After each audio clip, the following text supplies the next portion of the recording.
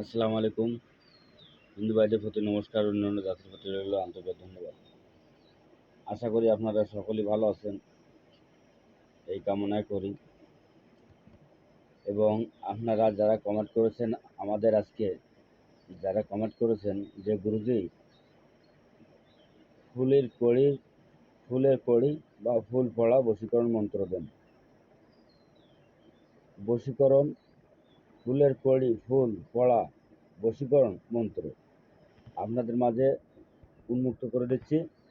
আপনারা এই বিদ্যাটির নিয়ম সহ আপনারা নিয়ম ধরে শিখবেন এবং কোন কোন দিনে শিখতে পারবেন। তবে দেখেন, ওই অমাবস্যা, পূর্ণিমা, সূর্যগ্রহণ বা শনিবার, মঙ্গলবার আপনারা এই বিদ্যাটি যখনই শিখবেন, মুখস্থ করবেন। গুরুবিদ্যা এটা সিদ্ধি করা লাগবে না, মুখস্থ করলে হবে।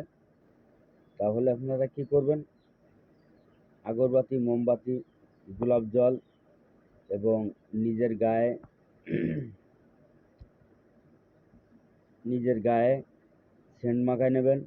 নিয়ে আপনারা এই এই মন্ত্রটি মুখস্থ করবেন। এবং মানুষে বলে যে 108 বার 7 বার মুখস্থ করলে হবে।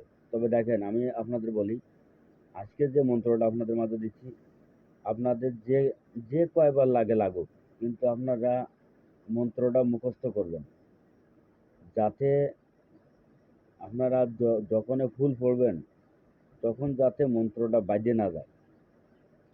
এবার আপনাদের 2 দিন লাগতে পারে, 3 দিন লাগতে পারে, 5 দিন লাগতে পারে, সেটা কোনো বিষয় না।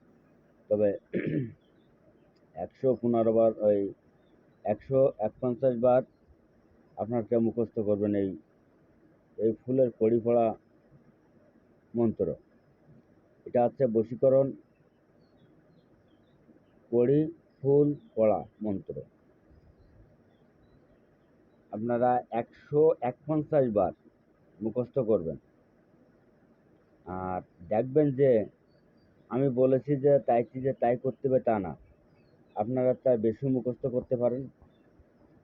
এবং এই বিদ্যা দিয়ে যদি আপনারা কাজ শিখতে চান, প্রতি শনিবারে আপনাদের এই বিদ্যাটা মুখস্থ করতে হবে। প্রতি শনিবারে, যাতে বিদ্যা চালানোর সময় যাতে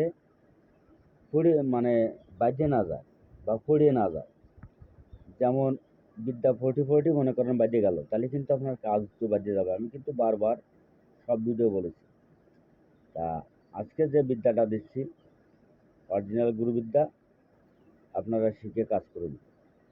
আর আমার ভিডিওটা যদি আপনাদের কাছে ভালো লাগে, বেশি বেশি করে লাইক করবেন, শেয়ার করবেন, কমেন্ট করবেন।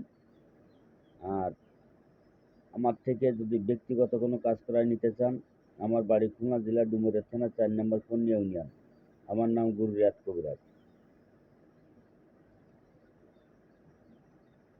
আপনারা যে যেখান থেকে আসবেন, একেবারে আমার বাড়ি ডুমুরিয়া থানা সদরে।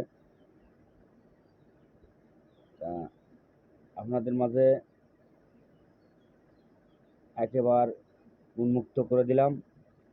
এবং এই বিদ্যা দিয়ে কে কোন জেলার থেকে করতেছেন আমাকে কমেন্টে জানাবেন। আর এটা গুরুবিদ্যা, এই বিদ্যা গুরুর অনুমতি লাগে। গুরুর অনুমতি ছাড়া কোনো কাজ সম্ভব হয় না। তবে দেখেন, আমার আমার চ্যানেলটা যারা বেশি বেশি করে লাইক, শেয়ার, কমেন্ট করবে, তাদের জন্য অনুমতি প্রদত্ত করা থাকবে। আল্লাহ হাফেজ, ধন্যবাদ। সকলে ভালো থাকেন, সুস্থ থাকেন। আপনারা বিদ্যাটা স্ক্রিনশট দিয়ে নেন।